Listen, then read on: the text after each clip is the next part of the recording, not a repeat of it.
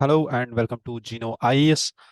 आप सब स्टूडेंट्स का स्वागत है हमारे इस यूट्यूब चैनल पे, जहाँ पे हम लोग हर दिन सुबह 10 बजे न्यूज़पेपर एनालिसिस करते हैं द हिंदू न्यूज़पेपर का।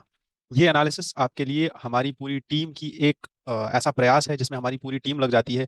और ये इसलिए लाया जाता है ताकि आप अपना द हिंदू न्यूज़पेपर के साथ साथ इस न्यूज़ आर्टिकल से रिलेटेड जितना भी इंपॉर्टेंट फैक्ट्स और फिगर्स हो सकता है जो एग्जाम में पूछे जाए वो सारे कवर कर लो।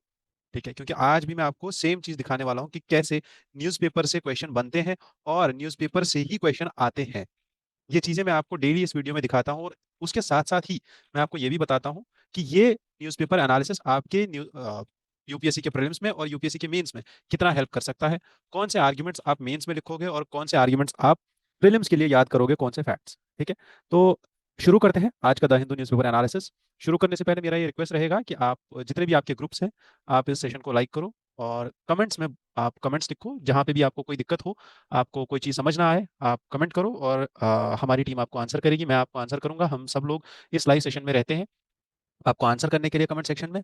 प्लस इतना ही नहीं, अगर आपको कोई भी इशू आता है पढ़ाई से रिलेटेड, मेंटोरशिप से रिलेटेड, तो आप हमें ज्वाइन कर सकते हो और आपको बेसिकली पूरा गाइड किया जाएगा स्टार्ट से लेके एंड तक, पूरी प्रिपरेशन कैसे होती है, सिलेबस क्या है हमारा, सिलेबस के बाद हमें प्रीलिम्स के लिए कौन सी बुक्स पढ़नी है, न्यूज़पेपर कैसे पढ़ना है, बुक्स के बाद एनसीईआरटीज स्टैंडर्ड बुक्स कैसे पढ़नी है, शॉर्ट नोट्स कैसे बनाने हैं, लेक्चर्स कैसे करने हैं।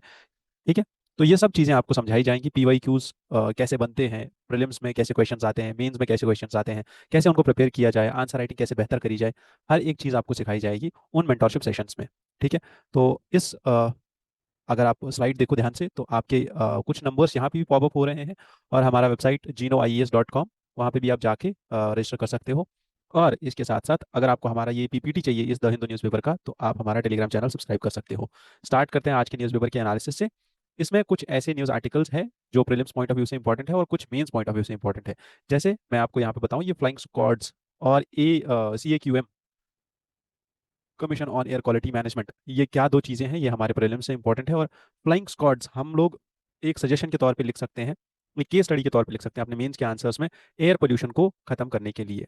वहीं पे फ्रांस में एक समिट होने वाला है, ये कौन सा समिट है, कहाँ पे होगा, क्यों होगा, इसका मेन ऑब्जेक्टिव क्या है, क्या सीख सकते हैं हम, हमारी कंट्री इस समिट से, क्या सीखा जा सकता है इंडिया को इस समिट से, और ये सॉफ्ट पावर डिप्लोमेसी में कितना रोल प्ले करती है ऐसी समिट्स।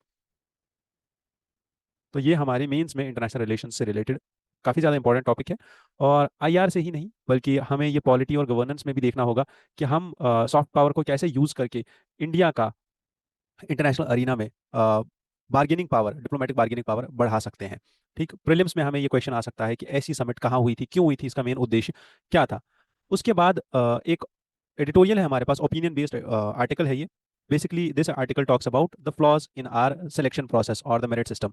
जो हमारे यहाँ मेरिट सिस्टम है, इसमें कितने फ्लॉज हैं और उनको कैसे ठीक किया जा सकता है, ये सजेशंस इस एडिटोरियल में लिखी हुई है। ये एडिटोरियल टोटली आपके मेंस से रिलेटेड एडिटोरियल रहेगा, और इसमें आपको पूरा अच्छे से समझना होगा कि हम आंसर कैसे लिखेंगे, क्योंकि इसके बाद आपको इसी टॉपिक पे आंसर लिखवाया जाएगा। इसी सेशन में आपको लास्ट में मैं एक क्वेश्चन दूंगा जो इसी टॉपिक से रिलेटेड है, आपको ये समझना होगा वो क्वेश्चन मैंने बनाया है, तो उस क्वेश्चन का और इस टॉपिक का आंसर, इस एडिटोरियल को यूज करके उस क्वेश्चन का आंसर कैसे बनाया जाए। ठीक है, last we have one more topic, that is breast cancer awareness month. तो ब्रेस्ट कैंसर होता क्या है, किनको होता है, कैसे होता है, स्प्रेड कैसे होता है, एशियन नेटो का कॉन्सेप्ट यहाँ पे न्यूज़ में आ रहा है, what is Asian NATO, and क्या परस्पेक्टिव्स है एशियन नाटो के, व्हाट इज नाटो प्लस। ठीक है, एंड इसके साथ साथ ये भी है एशियन नाटो का कॉन्सेप्ट आया कहाँ से है, जैसे कॉर्ड का कॉन्सेप्ट जापान से आया था, है ना, वैसे ही एशियन नाटो का कॉन्सेप्ट भी आ रहा है जापान से ही, जहाँ पे अभी नए प्रधानमंत्री इलेक्ट होके आए हैं। अब वो भी देखेंगे कि उनने क्यों ऐसा बोला है और इंडिया का जवाब उसमें क्या रहा है।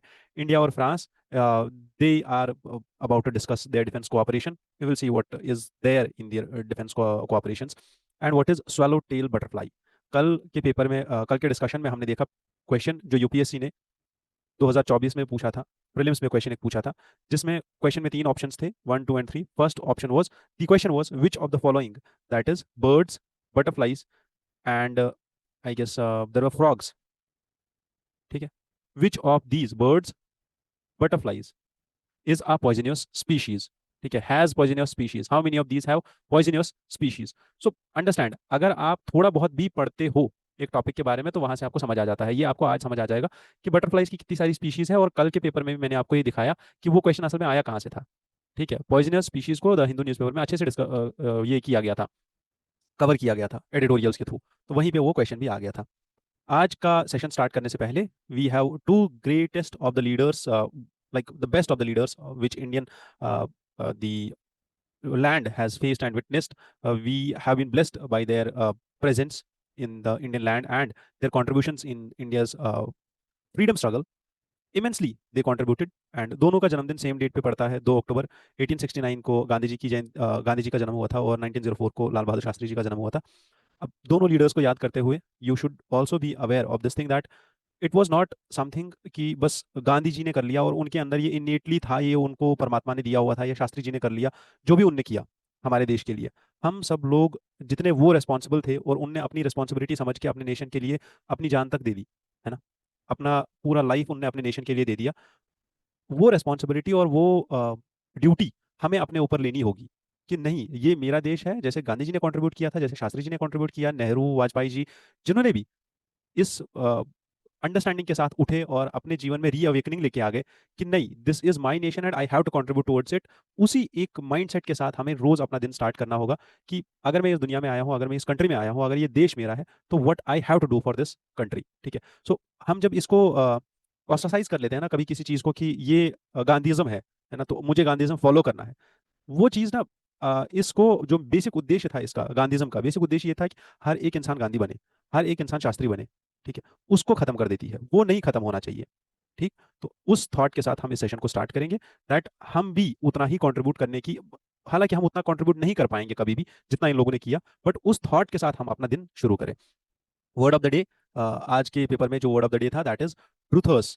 ठीक है, इट इज द राइट और चांस टू चूज। जैसे हम बोलते हैं ना that I have freedom of choice, है ना, राइट, और we have the right to freedom of speech, freedom of expression, है ना। वैसे ही जैसे हमारे आर्टिकल 21 में आता है right to choose your spouse.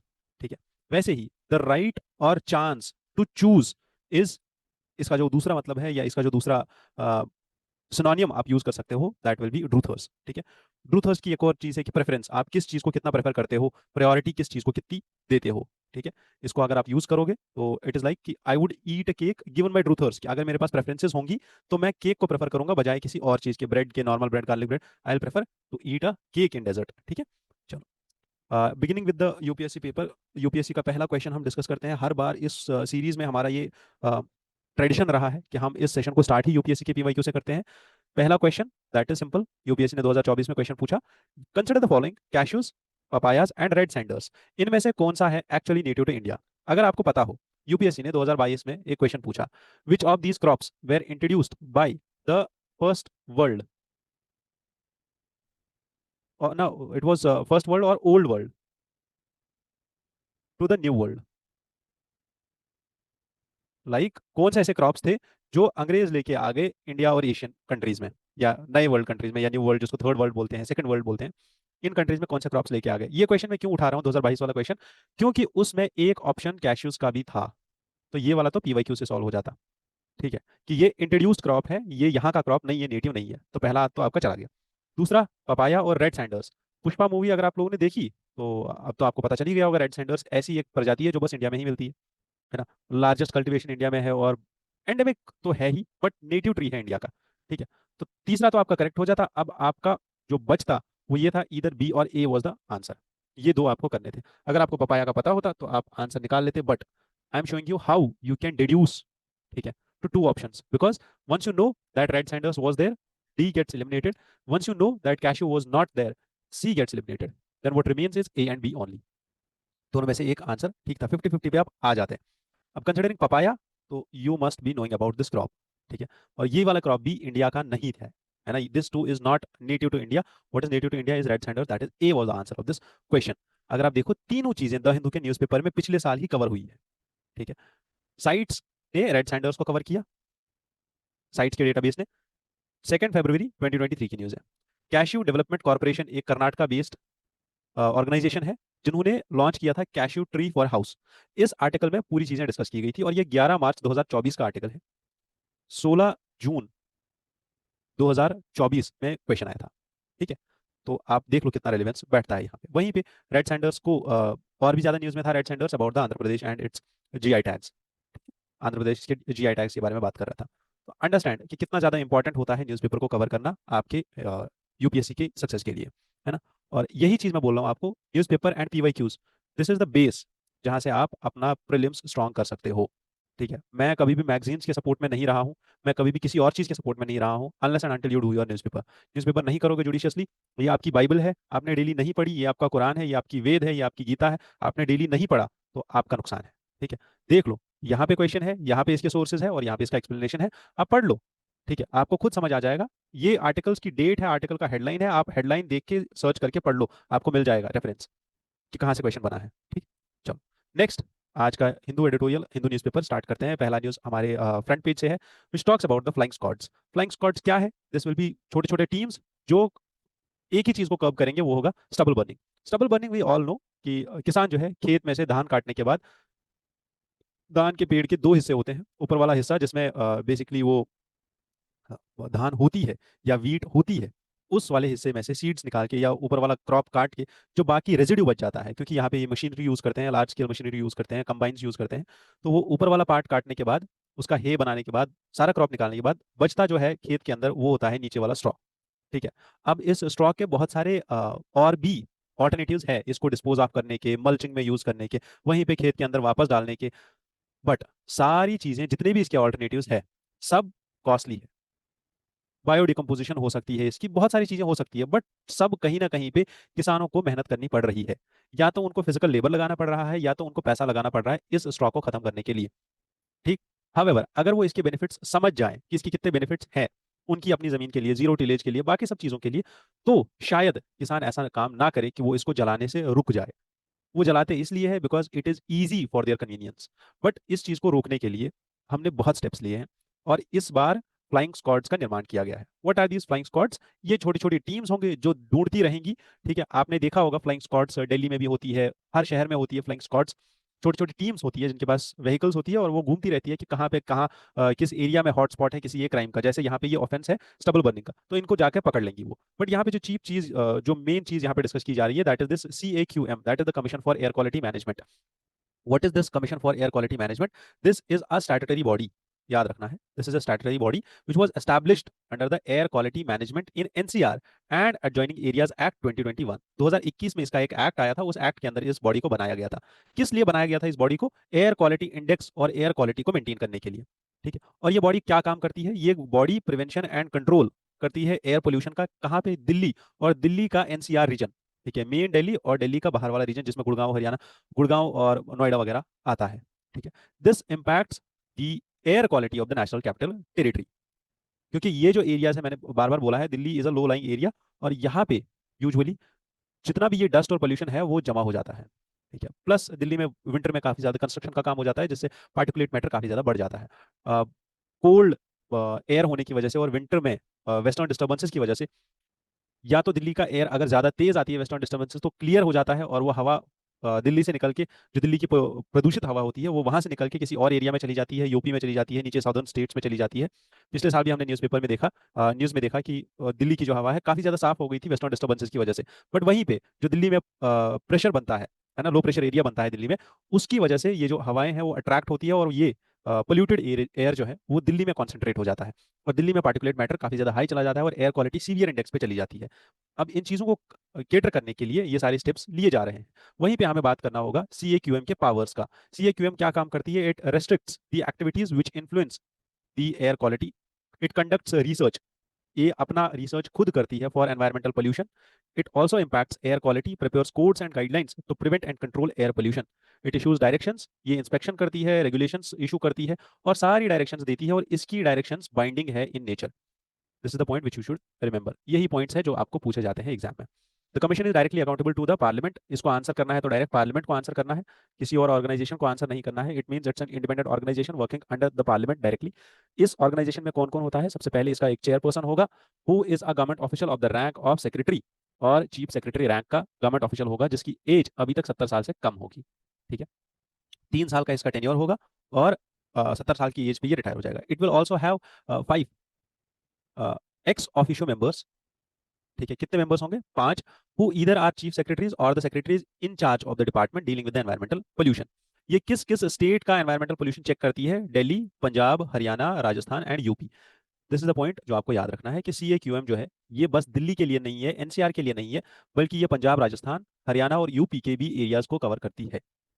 इसमें 3 फुल टाइम टेक्निकल मेंबर्स होते हैं और इसमें 3 मेंबर्स ऐसे होते हैं जो नॉन गवर्नमेंटल ऑर्गेनाइजेशंस मतलब NGOs से भी 3 मेंबर्स होते हैं यहाँ पे। इसमें टेक्निकल मेंबर्स जो आते हैं वो CPCB से आते हैं, that is central pollution control board, और इसरो और नीति आयोग, इन 3 जगहों से इसके मेंबर्स आते हैं। तो दिस वाज अबाउट CAQM। ठीक है, ये चीजें याद रखनी है और CAQM को याद रखना है कि असल में है क्या चीज। चलो, नेक्स्ट जो हमें डिस्कस करना है वो है एक एडिटोरियल जो फ्रांस से रिलेटेड है।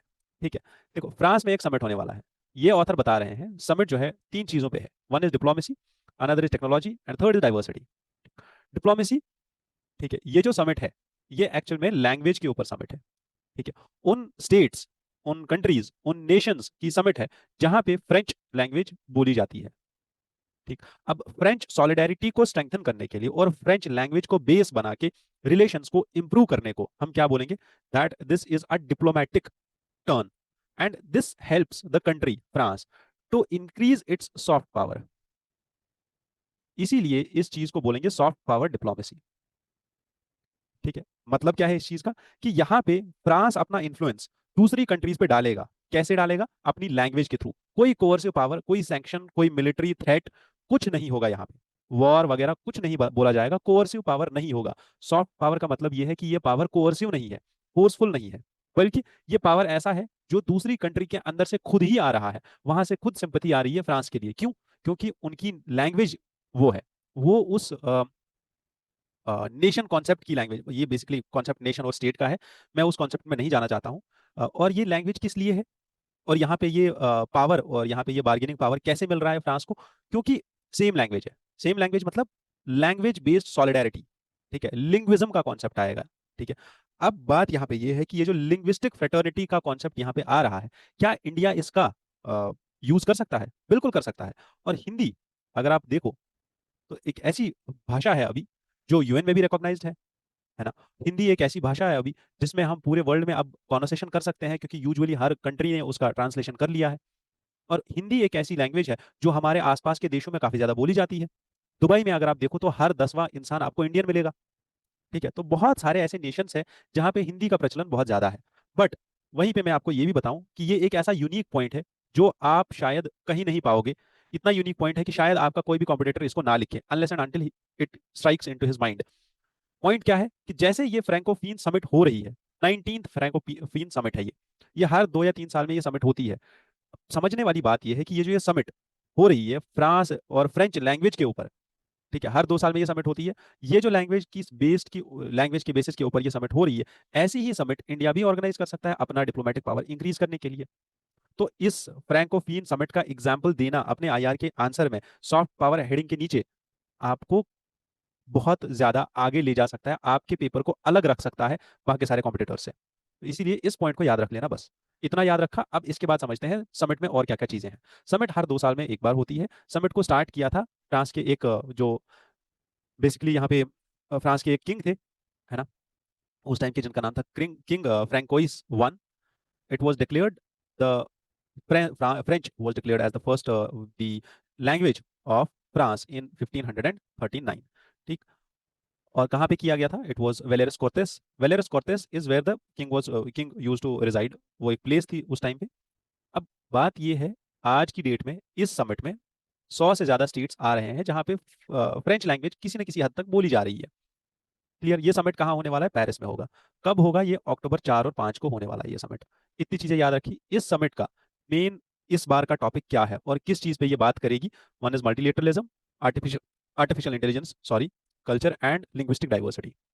3 चीजें हैं, 3-4 चीजें जिस पे ये बात करेगी इस बार। अब यहाँ पे जो मैं आपको ध्यान में लाना चाहता हूँ, पहली चीज जो मैंने बोली सॉफ्ट पावर, दूसरा है मल्टीलेटरलिज्म जिस पे आपको ध्यान देना है। ठीक है, इसके बाद वो मैं आगे जो इसमें आर्ग्यूमेंट्स दिए हुए हैं उसमें बताऊंगा। अब ये समिट को ऑर्गेनाइज कौन करता है? There is an organisation internationally de la Francophonie. ये एक ऑर्गेनाइजेशन है जो उन्होंने बनाई है 1970s में। इस ऑर्गेनाइजेशन को हमें याद नहीं रखना है। इसका लीडरशिप इस साल रवांडा के फॉरेन मिनिस्टर कर रहे हैं। इसका मतलब क्या है, इस ऑर्गेनाइजेशन का जो चेयरपर्सन होता है वो कंटिन्यूअसली चेंज होता रहता है। कैसे चेंज होता है, रोटेशन में चेंज होता है, ठीक है। 2 साल के बाद हर 2 साल के बाद जो इसका लीडर होता है वो चेंज होता है। समिट को होस्ट कौन करेगा, पेरिस करेगा, फ्रांस करेगा, बहुत टाइम के बाद, आई गेस 13 साल के बाद कर रहा है। और रवांडा के जो फॉरेन मिनिस्टर है वो इसको चेयरपर्सन है इस बार इस समिट के। Plus first Franco tech fair, ये चीजें कुछ इंपॉर्टेंट फैक्ट्स है यहाँ पे जो आपको याद रखने हैं। पहला है फर्स्ट फ्रैंको टेक फेयर, ये एक एग्जीबिशन होगा और ये इसी समिट के साथ एग्जीक्यूट किया जाएगा और इसी समिट के साथ लगेगा। ये एक एग्जीबिशन है, ठीक है, फेयर है ये, जिसमें आर्टिफिशियल इंटेलिजेंस और एनर्जी ट्रांजिशन की चीजों को डिस्कस किया जाएगा, पहली चीज। दूसरा, education and human capital development यहाँ पे किया जाएगा। इसी फेयर के अंदर education and human capital development के ऊपर बात की जाएगी। दो चीजें हमने समझ ली। तीसरा, एआई एक्शन समिट, ये याद रखना है, ये कब होगा। This will be hosted by France in February 2025। AI action summit कब होगा, फरवरी 2025 में होगा। कौन होस्ट करेगा, फ्रांस होस्ट करेगा। समझ में आ गया। चलो, नेक्स्ट जो हमें चीज डिस्कस करनी है यहाँ पे वो है, एक तो हमने समझ लिया एआई एक्शन समिट फरवरी 2025, फ्रैंको टेक फेयर जो इसी समिट के साथ होगा। तीसरा जो आपको याद रखना है that is Paris AI action summit जो 2025 में होने वाली है। और चौथा, India France year of innovation 2026 होगा, ठीक है। क्या होगा, India France year of innovation, ये डिक्लेयर होगा 2026, ठीक है। प्लस और क्या बोला मैंने आपको यहाँ पे, the Paris AI action summit 2025 में होगी, ये चीज याद रखें। अब इस एडिटोरियल में क्या डिस्कशन हो रहा है, क्या की आर्ग्यूमेंट्स है। पहला आर्ग्यूमेंट ये है कि ये ऐसी कुछ समिट्स मल्टीलेटरलिज्म, मल्टीलिंग्विज्म, कल्चरल डाइवर्सिटी को प्रमोट करती है। अगर आप देखो तो इंडिया के भी connections through Puducherry, because it was a former French colony, तो वहां से होता है और वहां से इंडिया का कनेक्शन इस फ्रांस के साथ है। प्लस मल्टीलेटरलिज्म का concept, because this summit is also discussing at this point of time कि हमें ग्लोबल गवर्नेंस में जितने भी इंस्टीट्यूशंस है, जैसे यूनाइटेड यूएनएससी है ना, वर्ल्ड बैंक, आईएमएफ, इन जितनी भी ये ऑर्गेनाइजेशंस हैं इनके रिफॉर्म्स पे बात करनी होगी, ठीक है। और फ्रांस कंटिन्यूसली इंडिया के को सपोर्ट करता है for its permanent seat in United nation security council. एक और चीज जो हमें याद रखनी है कि इंस्टीट्यूशनल रिफॉर्म्स पे प्रेसिडेंट मैक्रोन का भी एम्फेसिस काफी ज्यादा रहा था इससे पहले। ये समिट एआई और डिजिटल टेक्नोलॉजी पे बेस्ड है, जो कि मैंने आपको बोला, और उस पर भी ध्यान देने वाली है। एआई एक्शन समिट और India France year of innovation जो मैंने आपको बोला, ये अपकमिंग दो चीजें हैं जो इस समिट के थ्रू और ज्यादा स्ट्रेंथन हो रही है, ठीक है। 2026 ईयर ऑफ इनोवेशन, ये चीजें याद रखनी है आपको। नेक्स्ट जो हमारा आर्टिकल है वो यूपीएससी के सिलेक्शन के ऊपर है। अभी आप पहले आर्टिकल का एसेंस जान लो कि आर्टिकल का एसेंस क्या है। दो ऑथर्स, एक जो फॉर्मर एजुकेशन सेक्रेटरी रह चुके हैं और दूसरे जो फॉर्मर चेयरमैन ऑफ एआईसीटीई रहे हैं, ठीक है। दो पर्सन्स जो हाईएस्ट गवर्नमेंट पोस्ट पे रहे हैं एजुकेशन डिपार्टमेंट में और टेक्निकल एजुकेशन डिपार्टमेंट में। अब ये दोनों ऐसा कुछ आर्ग्यूमेंट्स दे रहे हैं यहाँ पे जिनको आप नकार नहीं सकते हो, ठीक है। अब बात क्या करनी है हमें और इसको हमें समझना क्यों है, क्योंकि ये पूजा खेड़कर वाला जो केस था बहुत ज्यादा हाईलाइट हुआ, सबने देखा, सब सोशल मीडिया में आया, हर जगह पे पहुंच गया, ठीक है। और ऐसे केसेस जब हाईलाइट होते हैं ना, तो कहीं ना कहीं पे हमारे लिए इंपॉर्टेंट हो जाते हैं, ठीक है, मेरिट सिस्टम के लिए इंपॉर्टेंट हो जाते हैं। तो इसीलिए हमें इस चीज को समझना होगा कि हमारा मेरिट सिस्टम कितना ज्यादा इंपॉर्टेंट है और कितनी प्रॉब्लम्स हैं इसमें, इसको रिफॉर्म की कितनी ज्यादा जरूरत है। ऑथर्स यहाँ पे एक आर्गुमेंट देते हैं, कहते हैं कि जितनी भी सर्टिफिकेट्स लगती है ना, ये सर्टिफिकेट्स यूजुअली इस बेसिस पे दी जाती है क्योंकि इनके ये इस कास्ट से है तो इनको दे दो, ये इस फैमिली से है तो इनको दे दो, बजाय इसके कि एक्चुअल पैरामीटर्स और गाइडलाइंस हमारे पास होते, स्टैंडर्ड्स हमारे पास होते, जो लोकल लेवल पे तहसीलदार ये सर्टिफिकेट्स को इशू करता है उसके पास वो स्टैंडर्ड्स होते, तो शायद वो सर्टिफिकेट्स देना और उनका मिसयूज कम हो जाता। जैसे पूजा केड़कर वाले केस में या नीट के केस में काफी ज्यादा बड़ा एक बवाल हो गया था, नीट का बवाल हो गया था बहुत बड़ा। अब ये ऑथर्स यहाँ पे एक मेन जो आर्गुमेंट दे रहे हैं, बोला कि हमने काफी टाइम तक ये पोस्ट हैंडल करी है, बट हमारे टेन्योर में, हम दोनों के टेन्योर में कभी भी ऐसा नहीं हुआ कि हमारे पास एक केस ऐसा आ जाता जिसमें हमें इन्वेस्टिगेशन करना पड़ता कि ये सर्टिफिकेट जेन्युइन है कहाँ नहीं है, जिस केस में काफी ज्यादा डिस्प्यूट होता। तो ऐसा केस हमारे पास नहीं आया है, ठीक है। दे से कि ये इशू ऐसे की जाती है सर्टिफिकेट्स, बस ये बोल के कि this is how it has always been done, ऐसा ही होता आया है, तो इसीलिए इनको जो सर्टिफिकेट है वो मिलती जा रही है, इसलिए सर्टिफिकेट दी जाती है। अब यहाँ पे जो मेन आर्ग्यूमेंट्स है और मेन इशू हाईलाइट कर रहे हैं ये दोनों, पहले तो ये पूजा खेड़कर वाला केस हाईलाइट करते हैं और दूसरा यूपीएससी एंड नीट के इश्यूज को हाईलाइट करते हैं कि दोनों एग्जाम्स बहुत ज्यादा लाइक हाईएस्ट प्रेस्टीज वाले एग्जाम्स हैं, है ना। जिसने आईआईटी क्रैक कर लिया तो उसको भी बहुत ज्यादा प्रेस्टीज मिलता है, जिसको यूपीएससी क्रैक कर लिया तो उसका तो नाम ही बन जाता है। अब बात यह है कि दोनों इंस्टीट्यूशंस की क्रेडिबिलिटी पे अभी प्रॉब्लम्स खड़े हो गए हैं। मेन इशू क्या है? मेन इशू है हमारा रिजर्वेशन सिस्टम, और रिजर्वेशन सिस्टम में भी इशू है ओबीसी और ईडब्ल्यूएस को लेके। ठीक है, अब मेन इशू क्या है? मेन इशू ये है कि इन दोनों कैटेगरीज के लिए होता क्या है, सर्टिफिकेट मिलती है। ठीक है, ये एक्चुअल में वैसी ही चीज है जैसे इंडिया में 1990 से पहले लाइसेंस राज हुआ करता था। ठीक है, कि जिसको किसी ऑफिसर ने लाइसेंस दे दिया वही चला सकता है फैक्ट्री, अगर नहीं है लाइसेंस तो नहीं चला सकता है फैक्ट्री। अब प्रॉब्लम यहाँ पे ये है कि ये जो सर्टिफिकेट या ये जो लाइसेंस इनको मिल रहा है, this gives them the right to attain the livelihood. ठीक है, ये चीज बहुत ही लॉजिकल थी और बहुत ही जेन्युइन चीज थी for the welfare state, for the welfare principles on which India was based. But problem ये है कि इसका मिसयूज हो रहा है। मिसयूज क्यों हो रहा है? क्योंकि सबसे पहला चीज है वेरिफिकेशन चैलेंज हो रहे हैं यहाँ पे। आप वेरीफाई ही नहीं कर पा रहे हो, ठीक है, कि SC ST का फ्रॉड, ओबीसी का फ्रॉड, ईडब्ल्यूआर, डिसेबिलिटी सर्टिफिकेट, इनका फ्रॉड कैसे इसको वेरीफाई किया जाए, कैसे वापस जाके इन सारी सर्टिफिकेट्स को दोबारा से इन्वेस्टिगेट किया जाए। ये वेरिफिकेशन फ्रॉड हो रहा है। दूसरा, इनकम क्लैरिफिकेशन। आपको ये नहीं समझ आता कि एक इंसान, जब आप बोलते हो कि इनकम सर्टिफिकेट लेके आना होगा, ठीक है, किसी भी गवर्नमेंट जॉब के लिए आपको इनकम सर्टिफिकेट की जरूरत होती है। पहले तो ये गाइडलाइंस क्लियर नहीं होती है कि आपके पेरेंट की इनकम चाहिए या कैंडिडेट की इनकम चाहिए। दूसरा, ऑथर यहाँ पे ये भी बोल रहे हैं कि फॉर एग्जाम्पल अगर आप समझो इस चीज को, एक इंसान है, उसने एक बार एग्जाम क्वालिफाई कर लिया और वो IRS बन गया। ठीक है, अब तो उसका इनकम क्राइटेरिया चेंज हो गया ना, और वो अगली बार एग्जाम दे रहा है और बोल रहा है मुझे रैंक इंप्रूवमेंट करना है और मुझे IAS बनना है। बट अब तो उसको इनकम सर्टिफिकेट कम नहीं मिलनी चाहिए ना, अब तो वो EWS कैटेगरी में नहीं आना चाहिए। और ऐसी ऐसे ऐसे फ्लॉज है हमारे सिस्टम में। ये चीजें ऑथर हाईलाइट कर रहे हैं यहाँ पे। ठीक। नेक्स्ट, तहसीलदार का रोल। ऑथर बोल रहे हैं कि जब ये इनकम सर्टिफिकेट्स इशू हो रही होती है तो इस ऑफिसर के पास, तहसीलदार के पास प्रॉपर रिकॉर्ड्स नहीं होते, प्रॉपर टूल्स नहीं होते हैं कि वो वेरीफाई करे इस इनकम को एक्यूरेटली। कोई स्क्रूटनी नहीं है उतनी खास जो बिल्कुल SOP बनी हुई हो कि ये चीज, ये चीज, ये चीज और ये चीज होनी चाहिए। ठीक है, जितने भी लॉज है, जितनी भी गाइडलाइंस दी हुई है, वो फ्लॉड है।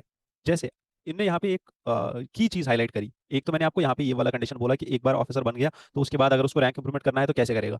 दूसरा, टेक्नोलॉजिकल फ्लॉ। ये बोल रहे हैं 2018 में काफी सारे केसेस ऐसे देखने को मिले कि आधार का जो डेटा है वो फिंगरप्रिंट्स और बायोमेट्रिक डेटा जो है उसको ट्विच करके, उसको चेंज करके ये फॉल्स आधार कार्ड्स बनाए गए ताकि जितने भी सब्सिडी वाले स्कीम्स है वो ले लिए जाए। फॉल्स आधार कार्ड्स बनाए गए, आधार तक को फॉर्ज कर दिया गया। इतनी ज्यादा प्रॉब्लम्स है इस पूरे सिस्टम में। अब इन सब चीजों को ठीक कैसे किया जा सकता है, इन सब चीजों में और क्या सोल्यूशंस और सजेशंस दी जा सकती है? पहले we need the technological solutions. ठीक है, टेक्नोलॉजी को इंप्रूव करना पड़ेगा और इसको फूल प्रूफ बनाना पड़ेगा। जैसे आधार का फ्रॉड हुआ वैसे फ्रॉड्स नहीं हो सकते हैं। क्लियर गाइडलाइंस होनी चाहिए, नेशन वाइड गाइडलाइंस होनी चाहिए इनकम और डिसेबिलिटी को लेके, क्योंकि अगर आप देखो तो यूपीएससी के एग्जाम में एक डिसेबिलिटी ऐसी भी आती है जिसको हम बोलते हैं मेंटल डिसेबिलिटी। ठीक है, अब वो एग्जाम जिसमें आपको सबसे ज्यादा दिमाग यूज करना है, आपको काम में सबसे ज्यादा चीज यूज करनी है वो है दिमाग, तो उसी में मेंटल डिसेबिलिटी का कोटा कैसे हो सकता है? ठीक है, तो these kind of points are there जिनको रीइवैल्यूएट करना जरूरी है। ठीक है, plus there are penalties should be there enforced on officers. उन ऑफिसर्स के ऊपर, जैसे पूजा खेड़कर के ऊपर यूपीएससी ने फाइन लगा दिया, उनको निकाल दिया सर्विस से, वैसे ही ऑफिसर्स के ऊपर फाइन लगना चाहिए, डॉक्टर्स के ऊपर फाइन लगना चाहिए जो गलत सर्टिफिकेट्स दे रहे हो। ठीक है, जिस तहसीलदार ने वो सर्टिफिकेट इशू की थी, जिस किसी ऑफिसर ने वो सर्टिफिकेट इशू की थी, नॉन क्रीमी लेयर की सर्टिफिकेट या कोई भी ऐसी सर्टिफिकेट जो इशू हो रही है, अगर किसी ऑफिसर ने इशू की है तो उसके ऊपर फाइन लगना चाहिए, उस डॉक्टर के ऊपर फाइन लगना चाहिए जिसने मेडिकल सर्टिफिकेट इशू की थी कि ये डिसेबल पर्सन है। ठीक है, और इतना ही नहीं, बस पूजा खेड़कर वाला केस नहीं था, ऐसे ही 100 और केसेस थे, 100 से ज्यादा केसेस थे जहां पे डॉक्टर्स ने ऐसे सर्टिफिकेट्स को इशू किया था और गलत सर्टिफिकेट्स को यूज करके उनने अपना जो है एग्जाम क्वालिफाई किया था। ठीक। Conclusion is that civil services is not meant for perks, it is a nation service, जहां पे हमें इस सर्विस की इंटेग्रिटी को वापस मेंटेन करना और रिक्रूटमेंट प्रोसेस को क्लीन बनाना, ट्रांसपेरेंट बनाना, अकाउंटेबल बनाना, ये हमारी जिम्मेदारी है, गवर्नमेंट की जिम्मेदारी है, और इसको ठीक करना सबसे बड़ी प्रायोरिटी होनी चाहिए हमारे लिए। नेक्स्ट जो हमारा आर्टिकल है, ये आज से 50 साल पहले, 50 years अगो, हिंदू में छपा था। ठीक है, 2 अक्टूबर 1974 को ये न्यूज आई थी, और 2 अक्टूबर 1975 को जो ये न्यूज आई थी, इस न्यूज में बोला गया था, उस टाइम पे जो डिस्कशन हो रहा था, 1 अक्टूबर को, तो चाइना ने एक ICBM टेस्टिंग साइट बनाई थी, कहाँ पे? तिब्बत में। ठीक है, हम सबको पता है दैट इंडिया के नॉर्थ में यहाँ पे पड़ता है तिब्बत का रीजन। ठीक है, वहीं पे चाइना की दो टेस्टिंग साइट्स, एक तो तिब्बत में हो गई थी और दूसरी टेस्टिंग साइट लॉप नूर करके यहाँ पे गोबी डेजर्ट में जो है, चाइना की दो न्यूक्लियर टेस्टिंग साइट्स है। अब बात यहाँ पे ये हो रही है कि चाइना ने, ये जो न्यूज़ आर्टिकल है ये आज से 50 साल पहले का है, बट मैं आपको ये बताना चाहता हूँ कि चाइना और इंडिया अभी इस टाइम पे क्या कर रहे हैं, ताकि हमें ये समझ आ जाए कि that how they are doing and how they are dealing with each other to curb, and to understand that how they can help each other first and then how they are countering each other. ठीक है, क्योंकि ये जो article है ये भी उसी sense में बनाया गया था that on this occasion of 2 अक्टूबर, उस टाइम पे जो न्यूज़पेपर में छपा था वो यही था कि चाइना तिब्बत में आईसीबीएम न्यूक्लियर मिसाइल्स का बेस क्यों बनाएगा, इंटरकॉन्टिनेंटल बैलिस्टिक मिसाइल्स का बेस क्यों बनाएगा, because that was a direct threat to India. ठीक है, और 1974 का ये आर्टिकल है जब चाइना और इंडिया का एक वॉर हो चुका था। ठीक है, नाउ अंडरस्टैंड, दो चीजें हम यहाँ पे डिस्कस करने वाले हैं, एक है चाइना का स्ट्रिंग ऑफ पर्ल्स पॉलिसी और दूसरा है इंडिया का necklace of diamonds strategy. String of pearls strategy जो चाइना का है ये किस चीज पे बेस्ड है? पहला, कि इंडिया और इंडियन ओशियन, ठीक है, इंडिया और इंडियन ओशियन इस पूरे रीजन में, ठीक है, इस पूरे रीजन में, जस्ट अ मोमेंट, हाँ, ये अफ्रीका हो गया आपका, ये इंडिया हो गया आपका,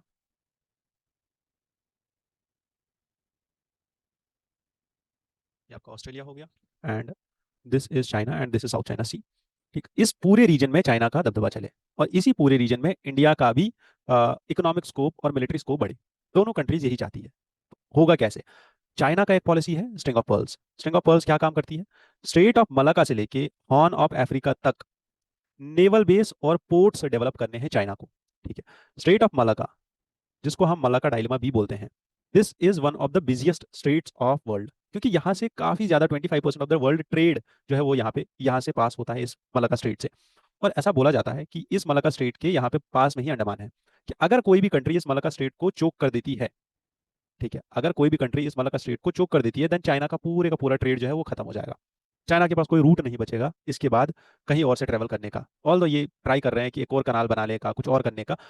वहीं पे चाइना अपने ट्रेड को सिक्योर करने के लिए बहुत सारे पोर्ट्स बना रहा है, जैसे ग्वादार पोर्ट इन्होंने बनाया पाकिस्तान में, ठीक है, वैसे ही हम्बनतोता पोर्ट बनाया श्रीलंका में, ठीक है, वैसे ही जिबूटी एंड जिबूटी जो अफ्रीकन कंट्री है यहाँ पे, वहां पे एक और पोर्ट बनाया। देयरफॉर दीज पोर्ट्स, और इसके साथ चाइना का BRI, belt and road initiative, और न्यू सिल्क रोड इनिशिएटिव जो कि यहाँ लैंड के बॉर्डर से ट्रेवल्स होकर जाता है, these are some of the infrastructural projects जो चाइना इस रीजन में अपना इन्फ्लुएंस बनाने के लिए कर रहा है। बट वहीं पे इंडिया को भी यही सब करना है और इंडिया को भी इस रीजन में काफी ज्यादा इन्फ्लुएंस चाहिए अपना। ठीक है, तो इंडिया क्या काम करेगा?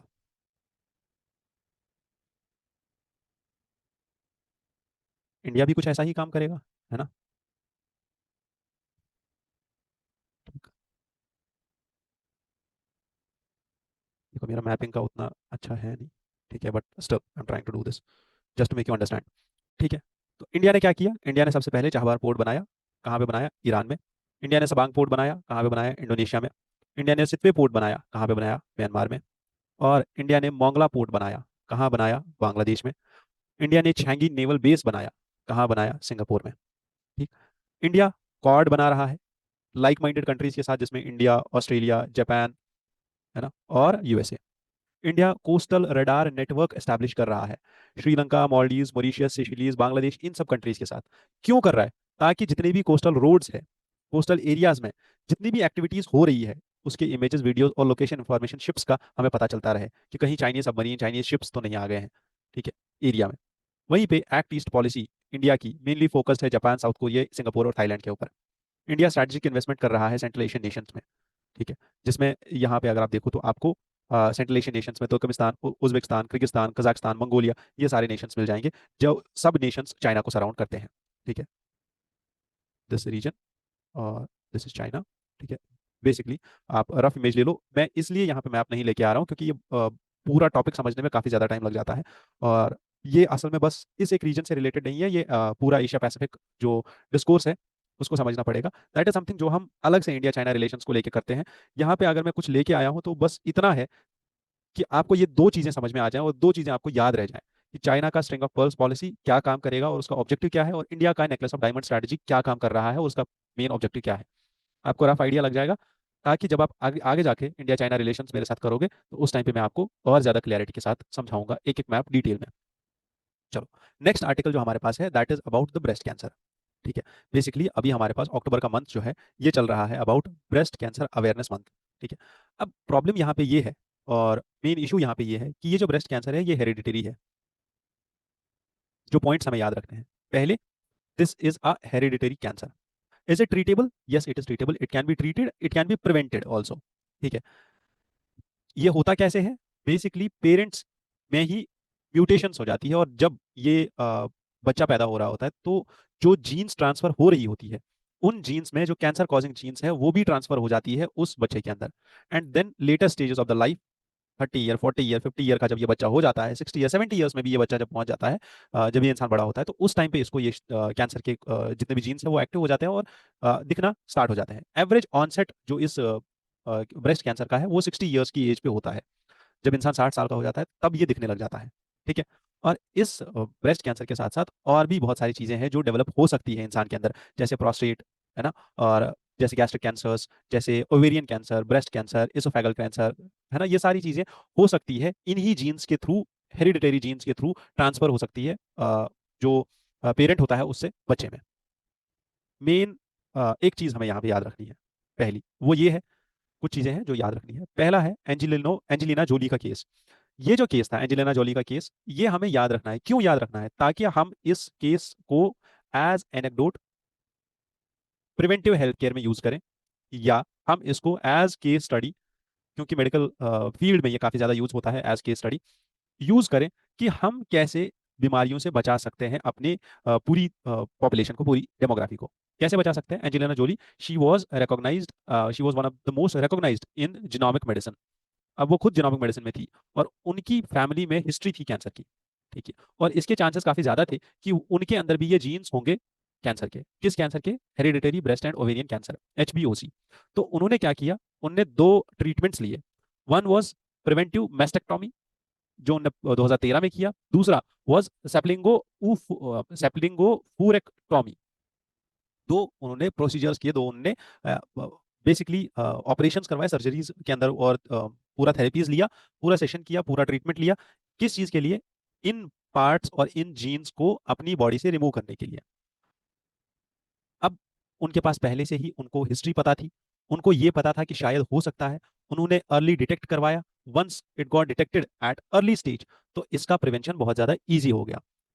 जो हमें याद चीज रखनी है वो है अर्ली डिटेक्शन।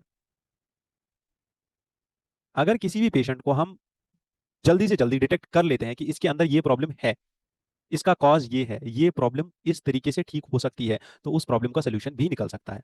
बट वहीं पे हमारी large scale population, 90% of the population is, जो नाम सुन के ही बेहोश हो जाती है कैंसर का। और फिर उनको अगर ऐसा बोला जाए कि आप टेस्ट करा लो, तो देन तो पता नहीं क्या हो जाता है ना। तो पॉइंट हेयर इज, जो मैं यहाँ पे बोलना चाहता हूँ वो ये है कि जितना ज्यादा हो सके, मेन चीज वो है अवेयरनेस। और उसके बाद, अवेयरनेस के बाद ये भी है कि अवेयरनेस के बाद आपको इसको रिकॉग्नाइज करना पड़ेगा कि अच्छा ये प्रॉब्लम है, तो इसको सोल्यूशन ढूंढना पड़ेगा। ठीक है। और ये ऑथर यहाँ पे बोल रहे हैं that why should we wait for cancer to develop when BRCA carriers and their at-risk family members can be identified early to prevent it. Why should you wait for it to develop? आप इसको पहले ही ठीक कर लो, है ना। और इसके जो दो मेन यहाँ पे इंटरवेंशंस बताए जा रहे हैं, और इसको प्रिवेंट करने के लिए दो मेन जो ट्रीटमेंट प्लान्स है, वो पहला है prophylactic mastectomy which can reduce the breast cancer incidence by 90 to 100%। Another is prophylactic oophorectomy which can reduce the ovarian cancer by 69 to 100%। ये दो चीजें हमें याद रखनी है। क्या दो इलाज है इसके, और ये हेरिडिटरी कैंसर है, ये भी याद रखना है। फैक्ट्स है ये, प्रीलिम्स से रिलेटेड फैक्ट्स है ये। 60 साल की एज में, एवरेज एज 60 साल की है, ऑल्दो ये किसी भी एज में सामने आ सकता है, बच्चे से लेके बूढ़े तक। Plus these are cancer causing genomes जो इनहेरिट होते हैं पेरेंट से बच्चे के अंदर। ठीक है। एंजेलिना जोली वाला केस मैंने बोला, ये आपको याद रखना है as anecdote and case study आपके आंसर के लिए। प्लस इसके जो दो ट्रीटमेंट्स है वो आपको प्रीलिम्स के लिए याद रखने हैं। ठीक है। क्लियर? ये सब चीजें आपने देख ली, आप अपने नोट्स में लिख लो, बस इतना ही काम है आपका। नेक्स्ट, यहाँ पे जो डिस्कशन हो रहा है वो है एशियन नेटो का। बेसिकली जापान में नए प्राइम मिनिस्टर आए हैं जिनका नाम है शिगेरू इशिबा। ठीक है। शिगेरू इशिबा ने एक कॉन्सेप्ट दिया है, ठीक है, कि क्वाड और अदर अलायंसेस जितने भी इंडो पैसिफिक रीजन में है,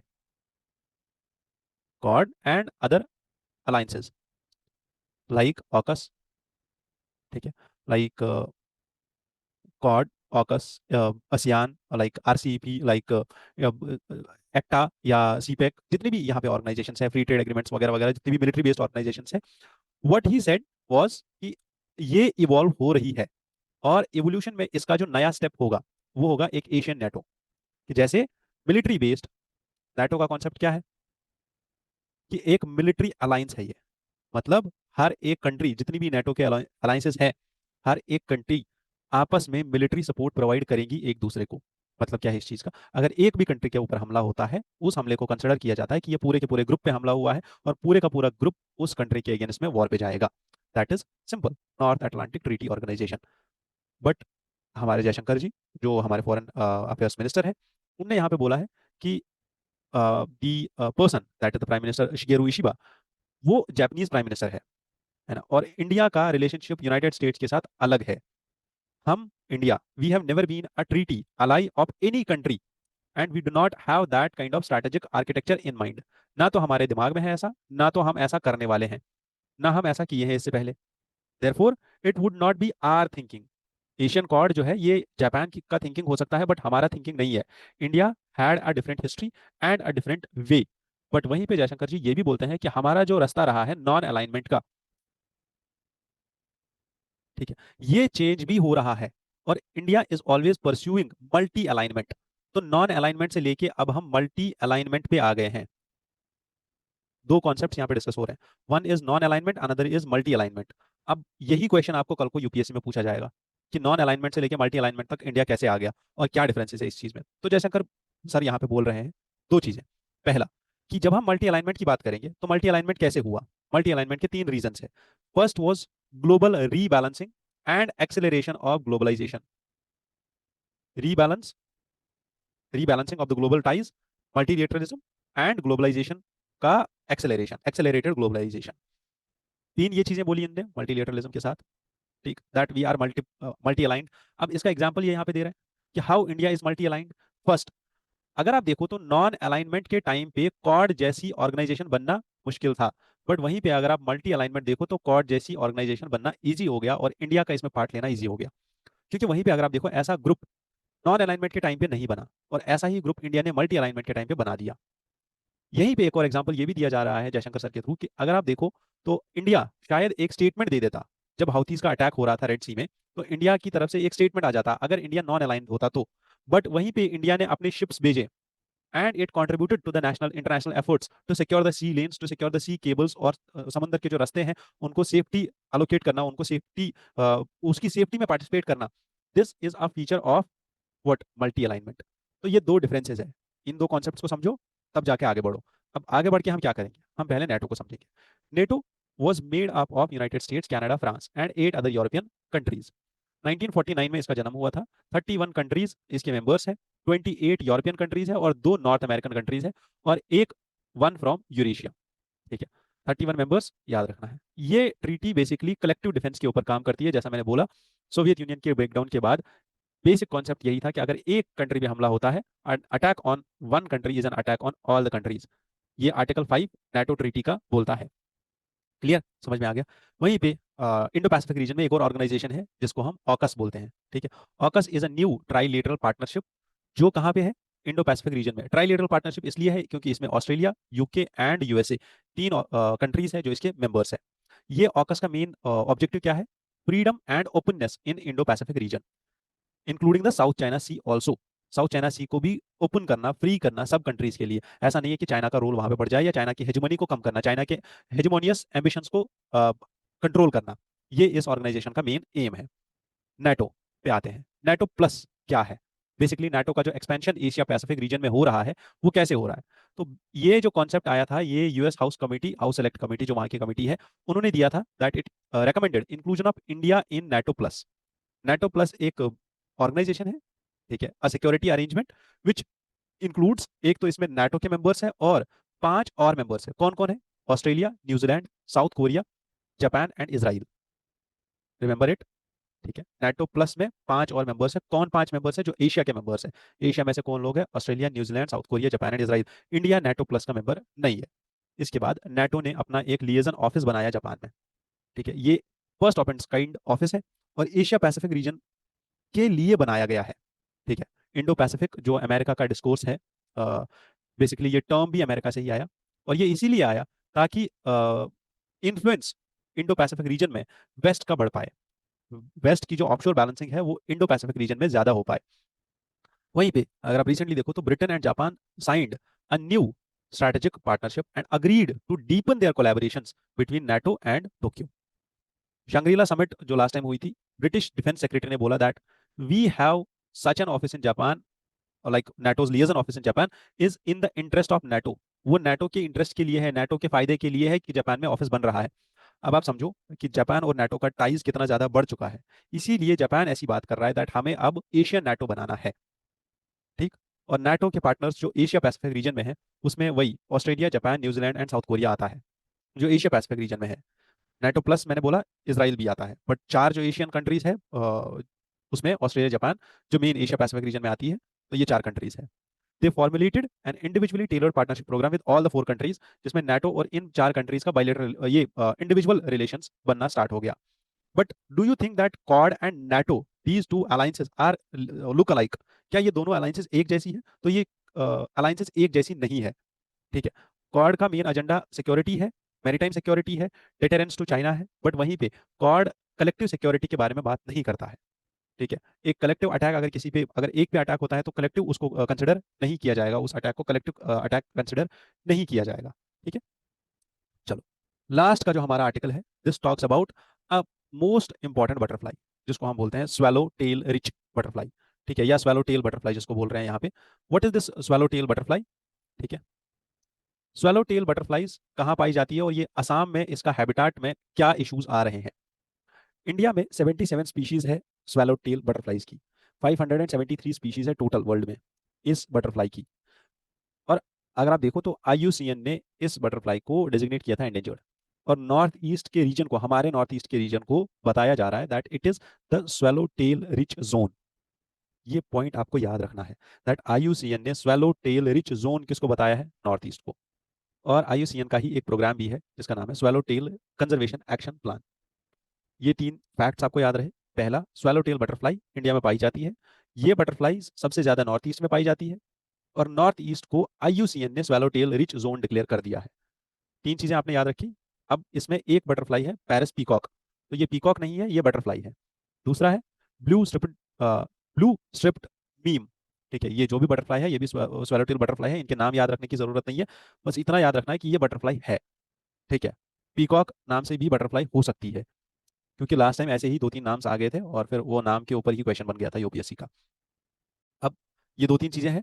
इसमें एक इंपॉर्टेंट चीज जो यहाँ पे डिस्कस की जा रही है, वन इज दैट असम का जो रीजन है इसको बोला जाता है stress belt of the citrus belt of the world. ठीक है। Citrus belt of the world किसको बोला जाता है? असम को is known as citrus belt of the world. एक फैक्ट आपने याद रख लिया। दूसरा, यहाँ पे इलीगल कैटल फार्मिंग होती है बहुत ज्यादा हाई लेवल पे, जिसकी वजह से जो इन बटरफ्लाइज के होस्ट प्लांट्स थे जहाँ पे ये अपना डाइट लेती थी, वो होस्ट प्लांट्स का डिस्ट्रक्शन हो गया, इनका हैबिटेट डिस्ट्रक्शन हो गया, जिसकी वजह से इनकी पॉपुलेशन कम होती जा रही है। ये वाले फैक्ट्स हमने याद रख लिए कि इंडिया में ये बटरफ्लाई कहाँ पाई जाती है और किस जोन को बोला जाता है ये जोन। क्लियर कट याद रहा। दूसरा फैक्ट जो हमें याद रखना है वो है बोडोलैंड टेरिटोरियल रीजन, जो 6th शेड्यूल के अंदर आता है। ठीक है। इस रीजन का 40% एरिया फॉरेस्ट के अंदर आता है। ठीक। और इस रीजन में सबसे ज्यादा रिच प्लांट स्पीशीज में जो रीजन है वो है मानस नेशनल बायोस्फीयर रिजर्व का, जहाँ पे 25 प्लांट स्पीशीज ऐसी पाई जाती है जो इन बटरफ्लाइज के लिए जरूरी थी, इनके फूड के लिए। एक इंपॉर्टेंट फैक्ट है जो याद रखना है, वो ये है कि कुछ बटरफ्लाइज ऐसी होती है, कुछ बटरफ्लाइज ऐसी होती है, जैसे पिछली बार क्वेश्चन आया था, some mushrooms are poisonous, some snakes are venomous, some tortoises are herbivorous, है ना। तो ऐसा एक क्वेश्चन बनाया था यूपीएससी ने 2023 में। तो वैसे ही सम बटरफ्लाइज आर और हैव स्पेशलाइज्ड डाइट प्लान, और वो बस किसी एक प्लांट के ऊपर ही बैठती है, वो हर एक प्लांट के ऊपर नहीं बैठती, वो बस किसी एक पर्टिकुलर टाइप ऑफ प्लांट के ऊपर ही बैठेगी। Remember this, this is an exception. ठीक है। तो that is all about this article. जो मेन पॉइंट्स थे वो मैंने आपको बता दिए, बस दैट्स इट। लास्ट में वी हैव यूपीएससी का मेंस प्रैक्टिस क्वेश्चन जो आपको प्रैक्टिस करना होगा। आप इसका आंसर लिखो, जैसे सब लोग लिख रहे हैं, हमारे पास आंसर्स आ रहे हैं, वैसे ही आप भी इसका आंसर लिखो और आंसर लिख के मुझे भेजो। क्वेश्चन सिंपल है। जिस चीज को एक बार के लिए बोला जाता था that it is the steel cage of India, और steel cage of India democracy, that is Indian bureaucracy, है ना। इंडिया के इंडियन सिविल सर्विसेज को बोला जाता था Indian civil services is the steel cage of India democracy. India की जो डेमोक्रेसी है वो स्टैंड ही है इंडिया के सिविल सर्विसेज के ऊपर। यही है वो ऑर्गेनाइजेशन, यही है वो मेन इंप्लीमेंटिंग एजेंसी, जिसकी वजह से पूरी की पूरी वेलफेयर पॉलिसीज को इंप्लीमेंट किया जाता है। बट ये जो स्टील केज है ना, इसमें अब रस्ट लग गया है। ठीक है। है ना, ये रस्ट लग गया है। कैसा रस्ट लग गया है? रिजर्वेशन का रस्ट लग गया है, ये गलत सर्टिफिकेट्स यूज करने का रस्ट लग गया है, कोचिंग इंडस्ट्रीज की वजह से या रट्टाफिकेशन की वजह से। बस एक ऐसा माइंडसेट बन गया है कि इस चीज को रट लो, इस चीज को रट लो, इस चीज को रट लो, बगैर समझे और एग्जाम पास कर लो। ठीक है। अब इस चीज को ठीक करना होगा, इस मेरिट सिस्टम को ठीक करना होगा, और क्या रिफॉर्म्स लाए जा सकते हैं इसमें? सेकंड एआरसी के रिकमेंडेशंस को आप यहाँ पे लिख सकते हो। ठीक है।